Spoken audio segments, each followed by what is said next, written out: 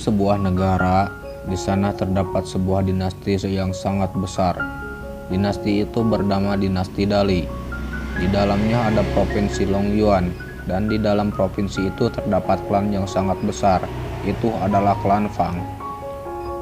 Di setiap hari, murid-murid keluarga Fang terbiasa berlatih. Sebelum terlalu lama, sepasang mata bisa dilihat dari sekelompok gunung, diam-diam mengawasi tindakan murid. Pemilik mata itu adalah seorang pemuda berusia 15 atau 16 tahun, mengenakan pakaian abu-abu seorang pelayan. Dia bertekad kuat di dalam hatinya bahwa dia tidak ingin menjadi budak selamanya. Dia bernama Fang Han. Dengan hati-hati dia mengingat semua gerakan mereka di kapalannya. Ayahnya awalnya adalah seorang pengawal, namun setelah ia lahir, dia dianggap sebagai pelayan keturunan. Di tempat latihan yang jauh, Fang Han bisa melihat seorang pria parubaya mengenakan gaun ungu muncul dan berhenti.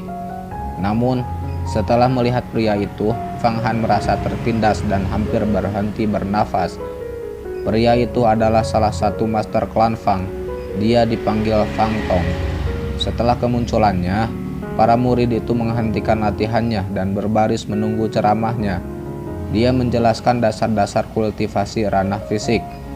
Setelah mendengarkan kata-katanya, itu membangkitkan semangat Fang Han dan memperoleh penguasaan penuh atas seni bela diri yang telah ia pelajari, serta membuatnya seolah membuka pintu baru dunia luar. Setelah mendengarkan Fang Tong, Fang Han tiba-tiba menyadari bahwa dia telah melupakan sesuatu. Gawat, saya lupa bahwa pagi hari ini nona kedua ingin menunggang kuda dan pergi berburu. Tak lama kemudian, Fang Han segera bergegas kembali. Sebagai pelayan, Fang Han ditugaskan untuk merawat kuda. Kuda itu disebut Qian Li Su. Fang Han segera berlari dan menuju ke lapangan. Namun setelah ia tiba, dia melihat bahwa kuda itu sudah ada di sana dan sudah ditunggangi oleh nona kedua. Di sampingnya berdiri beberapa pembantu serta beberapa penjaga. Begitu Fang Han muncul, seorang lelaki tua dengan cepat berlari. Dia berteriak, "Fang Han, kamu telah membawa bencana untukmu sendiri. Cepat meminta maaf kepada nona kedua." Lelaki tua itu adalah kepala bidang keluarga. "Kepala pelayan, pagi ini saya sakit perut," kata Fang Han. "Saya tidak peduli dengan alasan Anda. Anda menunda urusan wanita kedua. Bagaimana cara ayahmu mengajarimu sejak kecil, tetapi kamu tidak mengerti bahwa urusan Tuhan lebih penting dari apapun," tegur orang tua itu. Pada saat ini, dari kejauhan, seorang pelayan muncul dan meraih bahu Fang Han. "Apakah Anda yang mengurus kuda Qian Li Su, Fang Han?" Nona kedua memanggil Anda untuk menjawab pertanyaan. Fang Han merasa seolah tubuhnya telah terikat, dan ia terkejut. Pelayan kecil itu benar-benar mengangkatnya dari tanah. Fang Han mengamatinya. Ternyata pelayan ini kekuatannya 2 hingga 3 kali lebih besar dari milikku. Fang Han berpikir, meski ia bisa menghindar, tapi ia tidak berani, sebab dia malah akan menimbulkan masalah yang lebih besar. Pelayan itu melemparkan Fang Han ke tanah. Dia menendang Fang Han dan berkata, "Berlututlah dan jawablah." Dari atas kuda, nona besar itu bertanya, "Jadi nama Anda adalah Fang Han?" Fang Han menunduk dengan enggan menjawab. Dia wanita kedua ini dipanggil Fang Qingwei. Dia sangat kuat dan suka memandang rendah pada pelayan. "Kudaku dibesarkan dengan baik oleh Anda, namun pagi ini kamu mengabaikan tugasmu," Fang Qingwei berkata dengan dingin. "Aku tidak peduli dengan alasan Anda. Sebagai pelayan, semua pikiran Anda hanya untuk tuan Anda. Ini adalah aturan keluarga Fang saya dan juga aturan dunia. Mengerti? Berikan dia 10 kali cambukan. Biarkan dia mengingat kesalahannya hari ini," kata Fang Qingwei sedikit melambai.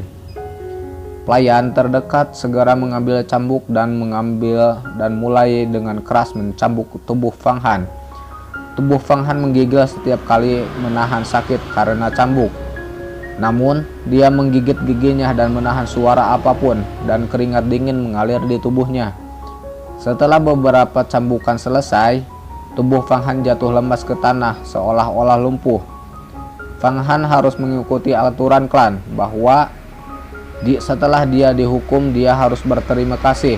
Jika tidak, dia akan terlihat seperti menantang dan akan dihukum lagi. Melihat itu, Fang Qingwei mengangguk senang. Seketika melakukan sesuatu, saya selalu membedakan hadiah dan hukuman. Anda mengabaikan tugas pagi ini, jadi saya mencambuk Anda. Namun, Anda mengurus kuda ini dengan baik dan Anda tidak mencuri 1 gram pun dari umpannya. Jadi saya harus memberi Anda imbalan. Ambil ini. Fang Qingwei melemparkan ingot ke hadapan Fang Han. Dia berbalik dan berkata kepada tuan muda lainnya, "Ayo pergi, jangan sampai ketinggalan berburu." Setelah Fang Qingwei pergi, hanya tersisa para peternak di lapangan. Mereka semua berkumpul di sekitar Fang Han, melihat dengan iri pada perak di tangannya. Melihat orang-orang ini, Fang Han dengan dingin tertawa di dalam hatinya. Fang Han mengeluarkan erangan sakit, wajahnya benar-benar bengkok, dan dia segera pergi dari kumpulan peternak itu. Dia kembali ke rumahnya, mengingat kejadian yang selalu dia alami, dilecehkan dan direndahkan. Fang Han sudah lelah menjadi budak. Dia teringat pesan ayahnya sewaktu masih muda. Dia lebih baik menjadi pengemis daripada menjadi budak-budak. Itu sudah tertanam di dalam pikirannya. Bulan yang cerah terang pada malam hari. Hanya 100 li dari hulu sungai Longyuan, ada seorang pria paruh baya tinggi kekar mengenakan pakaian emas gelap. Dia berjalan tanpa henti, sesekali melompat-lompat. Selama ia berlari, dia dihujani pancuran panah. Namun, ia menghindarinya dengan melipat tubuhnya dan jatuh ke tanah. Bai Hai-chan, Anda tidak bisa lari lagi. Cepat keluarkan pil Jiu Qiao dan lukisan naga Huang Tuan dan berikan pada kami. Di bawah cahaya obor terdapat sekitar 100 orang yang mengepung Bai Hai-chan.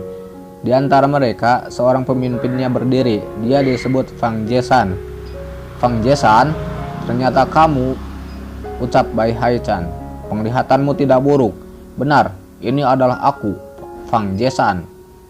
Saya tidak berpikir bahwa Anda dapat mengenali saya.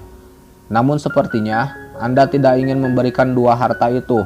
Maka aku akan mengambilnya dengan paksa. Bai Hai-chan tiba-tiba menyipitkan matanya. Dalam sekejap, dia melesat dan meluncur di depan Fang Jesan. Tanpa memiliki waktu untuk bereaksi, sebuah pukulan menghantam ke tubuhnya.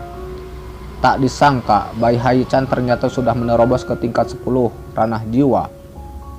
Crane dancing in the open sky. Menghadapi situasi hidup dan mati, Fang Jesan mengeluarkan seluruh kemampuannya menghindari pukulan itu. Hah? Anda berhasil melatihnya sampai tingkat 9. Seorang ahli spiritual. Namun, kamu masih belum cocok untukku.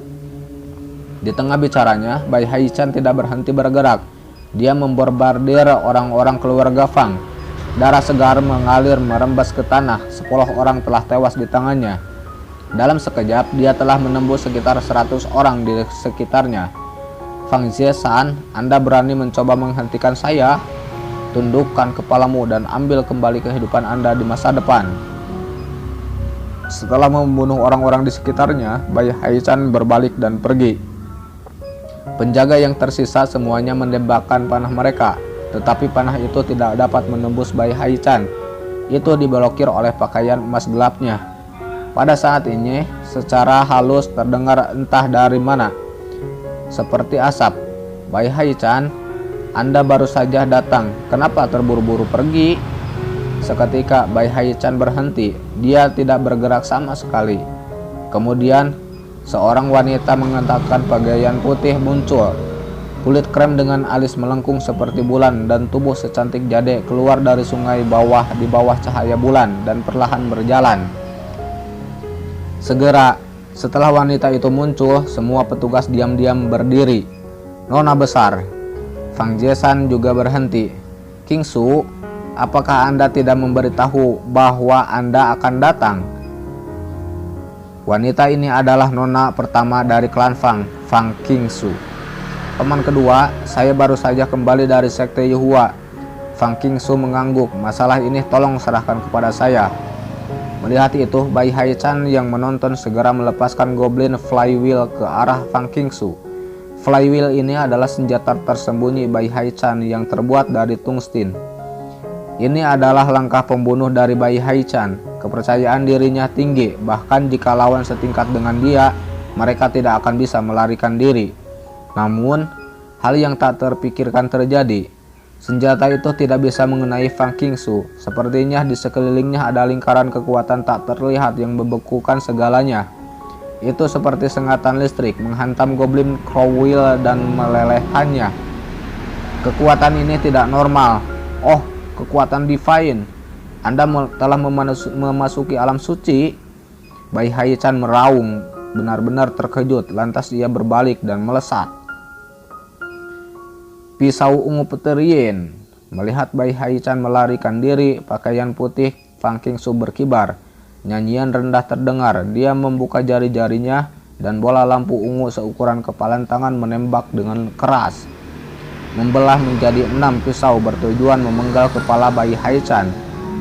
Tidak ada ruang untuk menghindar. Seluruh tubuh Bai Haichan dipukul, menghasilkan bau hangus dan terbakar. Tubuhnya jatuh ke sungai Longyuan dan terbawa arus. Hidupmu pasti berakhir. Mengapa repot-repot melarikan diri? Fang Qingsu berjalan ke depan. Tubuhnya masih berada di udara. Dia dengan cepat mencapai tempat di mana Bai Haichan terjatuh. Dia menggunakan tangannya dan mengangkat air menjadi pilar, dan Bai Haichan berada di tengah pilar itu.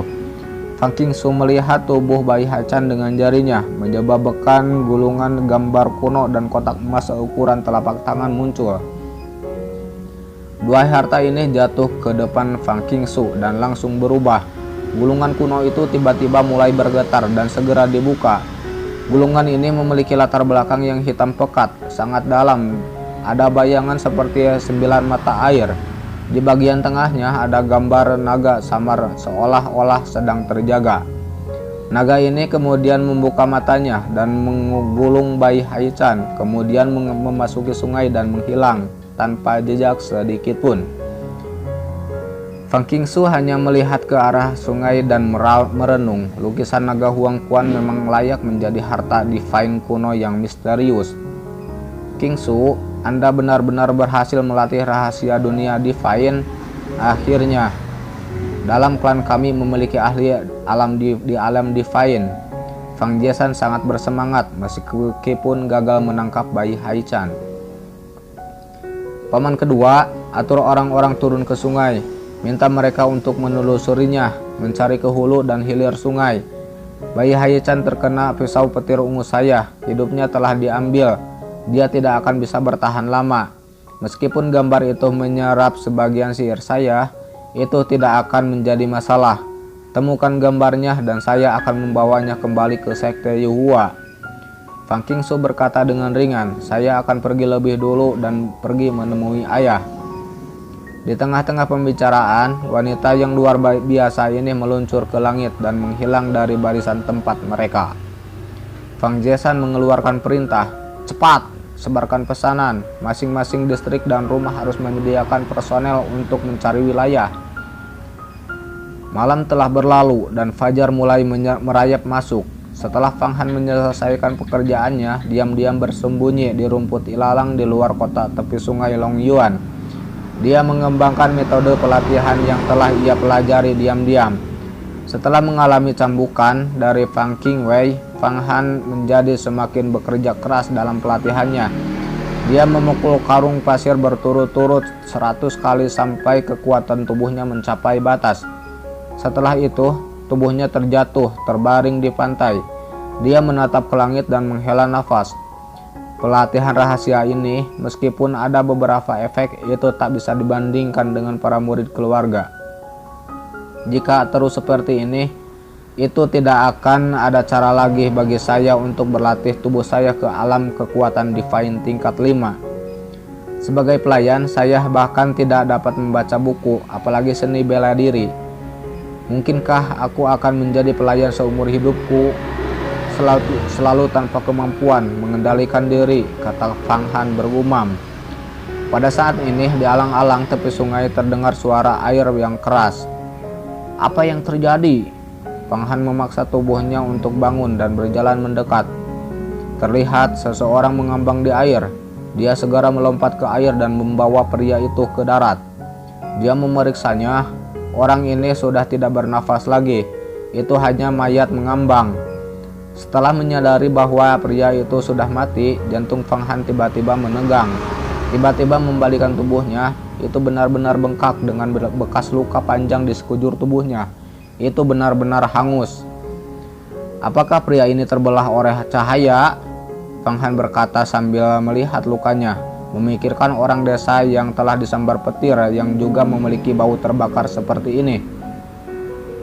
Dia melihat pakaian emas gelap di tubuhnya. Bagaimanapun, itu sangat mewah, juga sangat lembut dan halus. Apa yang harus saya lakukan? Haruskah saya melaporkannya atau tidak? Orang mati itu bukan masalah kecil. Fang Han baru saja berpikir ragu-ragu. Pakaian yang dikenakan orang ini adalah pakaian kaya. Mengapa dia mati di sini? Jika saya melaporkan ini, bukankah itu akan merepotkan?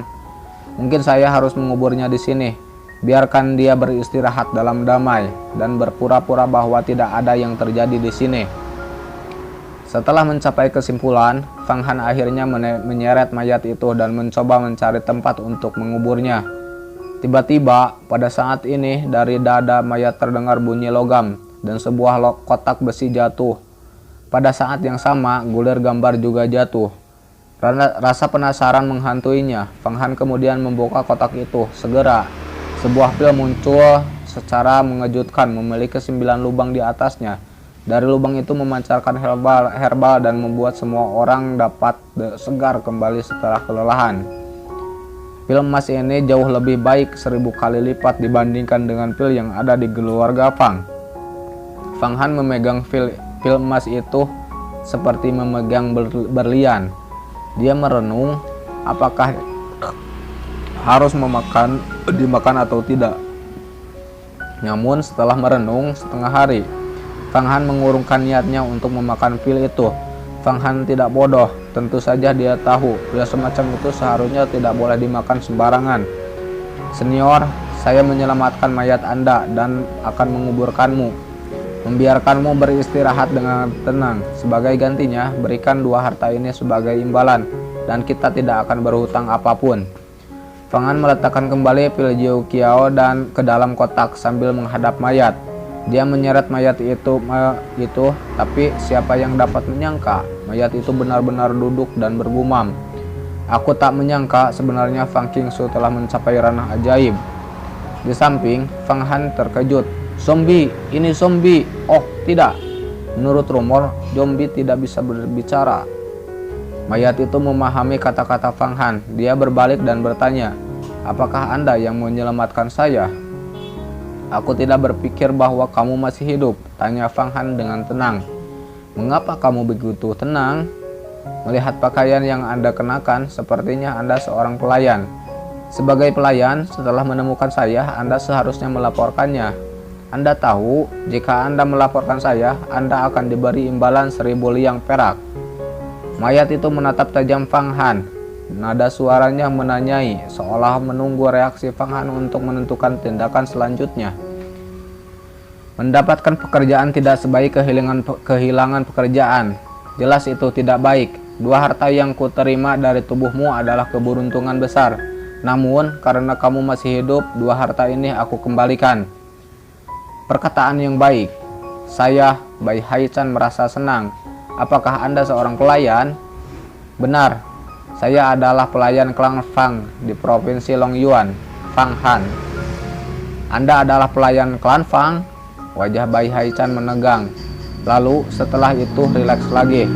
Melihat sekeliling, dia bertanya, sepertinya Anda tidak ingin menjadi pelayan kan? Itulah mengapa Anda di sini, diam-diam berlatih seni bela diri klan Fang. Kamu memang sangat kuat, hanya sekilas pandang dan kamu tahu banyak. Fang Han merasa bahwa di depan Bai Haichan dia tidak bisa punya rahasia. Fang Han, Saya dapat membantu Anda berlatih hingga mencapai alam suci seperti Fang Qingsu, kata Bai Haichan dengan dingin tertawa. Anda seorang pelayan, tidak memiliki uang dan tidak memiliki pengaruh. Namun, Anda ingin berlatih seni bela diri. Jelas itu tak mungkin. Namun, Anda telah bertemu dengan saya dan itu bisa dianggap sebagai keberuntungan Anda. Saya akan memberikan Anda kesempatan untuk meningkatkan diri. Anda hanya perlu melakukan beberapa hal untuk saya. Ranah ajaib. Anda dapat membantu saya berlatih dan memahami ranah ajaib. Fang Han terkejut. Anda juga tahu tentang ranah ajaib? Sepertinya kamu diam-diam belajar cukup banyak. Bai Haichan sekali lagi menatap Fang Han. Saya juga diam-diam memahami bahwa alam fana itu memiliki 10 tingkatan dan tingkat ke-10 adalah transformasi jiwa, kata Fang Han. Tidak guru. Bai Haichan melanjutkan, agar Anda memanggil saya guru, Anda harus menyelesaikan tugas-tugas yang saya berikan kepada Anda. Pertama, Anda harus mencari kesempatan untuk memasuki sekte Yuhua, dan yang kedua, Anda harus membunuh Fang Qingsu. Sekte Yuhua, nona besar klan Fang Qingsu. Fang Han sekali lagi terkejut. Meskipun untuk bergabung dengan sekte Yuhua itu tampaknya tidak mungkin, tetapi jika Anda berjanji kepada saya bahwa jika saya berhasil, Anda akan membantu saya menjadi seorang yang mengejutkan dunia. Bai Haichan menyaksikan mata Fang Han seperti idiot. Saya tidak punya banyak waktu yang tersisa. Oke, sekarang kamu berhormati dulu gurumu. Fang Han benar-benar tenggelam dalam wawasan dunia luar. Tadi itu adalah efek dari pil Jiu Qiao yang memungkinkan saya hidup sesaat. Pil ini juga bisa menyembuhkan cedera Anda dalam sekejap. Jika saya menggunakan pil ini sebelum saya cedera, mungkin saya akan menerobos ke alam ajaib. Sayangnya, sekarang saya sudah tidak bisa. Bai Haichan menggeleng sedih. Guru, terimalah sujud murid ini. Karena ini adalah kesempatannya, Fang Han tanpa ragu bersujud 3 kali berturut-turut. Setelah itu, Bai Haichan menganggukkan kepalanya. Guru adalah murid sekte bintang. Mulai sekarang, kamu juga adalah murid sekte bintang. Sekte bintang juga termasuk 10 sekte besar, sama seperti sekte Yuhua. Kali ini, guru tinggal di Gunung Huangquan dan mendapatkan pil Jiu Qiao dan lukisan naga Huangquan. Tadinya akan guru sumbangkan ke sekte dan guru akan menerima hadiah menjadi murid sejati. Karena guru adalah murid sekte bintang, mengapa guru tidak menyuruhku mengirimkan 2 harta ini ke sekolah? Tanya Fang Han. Untuk melakukan perjalanan ke sekte bintang, seseorang harus melakukan perjalanan selama puluhan ribu li. Karena berada di luar dinasti Dali, bisakah kamu mencapai tempat seperti itu? Belum lagi, sekolah kami memiliki banyak murid dan mereka semua ingin menjadi murid sejati. Saya takut jika Anda pergi, harta ini akan direnggut. Dengan demikian, pertama, saya akan mendekatkan Anda dengan Fang Qingsu dan memasuki sekte Yuhua. Setelah Anda menjadi cukup kuat, Anda harus mencuri tulisan suci mereka dan menyumbangkannya ke sekte bintang. Dengan pencapaian besar ini, bahkan para petinggi akan memperhatikanmu.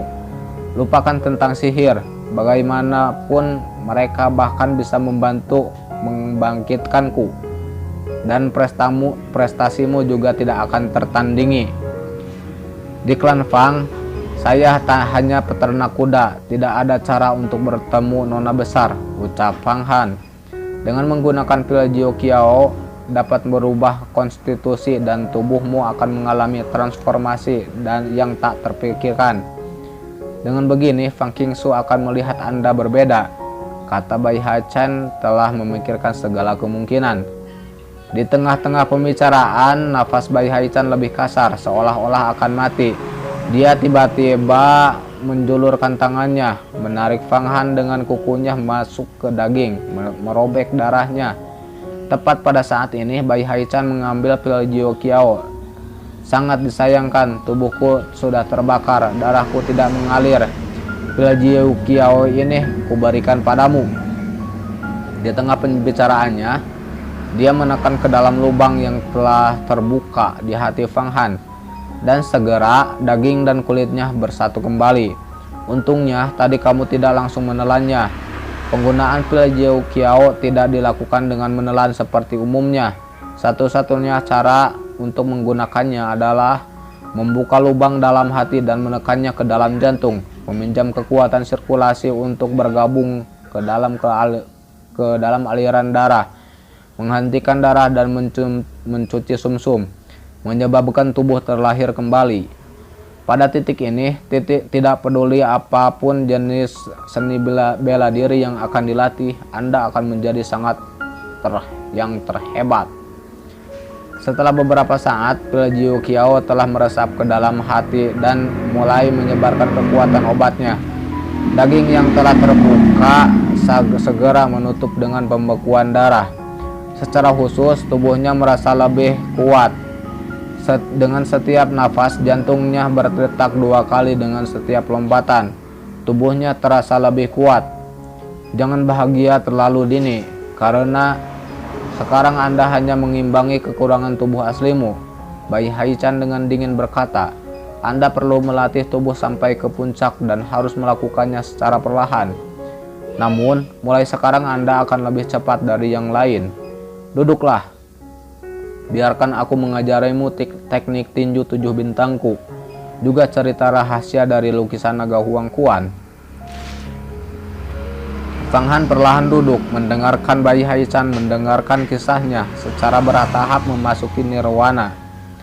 Tapi suara Bai Haichan menjadi semakin lemah dan berbicara sampai akhir. Sekte bintangku memiliki banyak gaya didasarkan pada orbit-orbit planet, menciptakan banyak level, tubuh berkomunikasi dengan dunia, memperkuat fondasi. Setelah mencapai alam suci, Anda harus mengingat ini.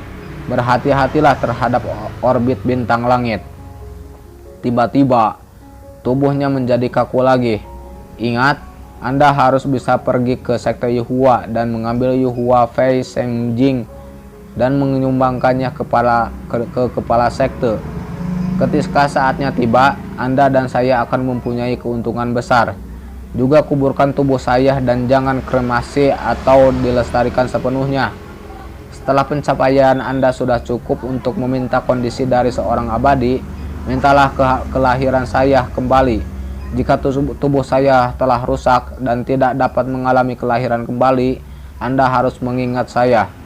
Setelah menyelesaikan pidatonya, tubuh Bai Haichan tiba-tiba menegang. Nafasnya benar-benar telah menghilang. Dia telah mati. Bersambung.